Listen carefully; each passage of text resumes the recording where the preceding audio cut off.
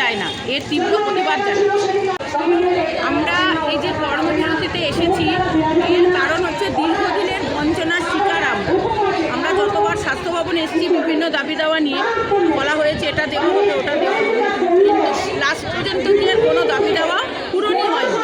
এবং এই দাবি দেওয়া পূরণের লক্ষ্যেই আমরা 23শে ডিসেম্বর থেকে কর্মবিরতিতে যেতে বাধ্য হয়েছিলাম। কিন্তু সেই কর্মবিরতিতে গিয়েও আমাদের যে খুব ভালো একটা সুরাহা হলো তা নয়।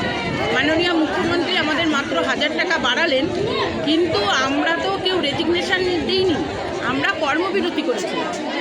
আমাদেরকে কিভাবে বঞ্চনা করা হলো, কিছু কিছু ব্লকে টাকা দিয়ে দেওয়া হলো।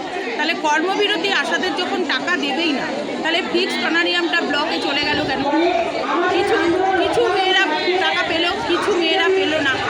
জানুয়ারির 21 তারিখ আর 22 তারিখ কাজ করেছিলাম, সেইটাকে ওভারলুক করে দিয়ে এনএমদেরকে দিয়ে ফর্ম ইনসেন্টিভ বিল ফিল আপ করে ব্লকে জমা করে গেল।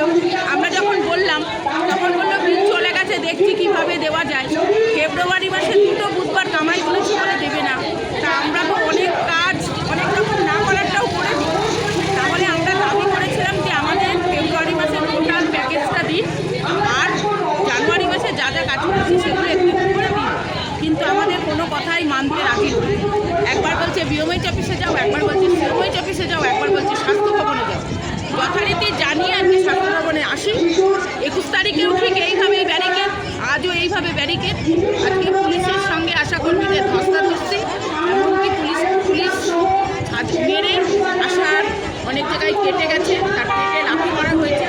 এই আশার পেটে লাথি মারা হয়েছে, হ্যাঁ, এত ধস্তাধস্তি পুলিশের সঙ্গে আশাকর্মী। একটা আশার পিছনে 10টা পুলিশ দিয়ে ধস্তাধস্তি।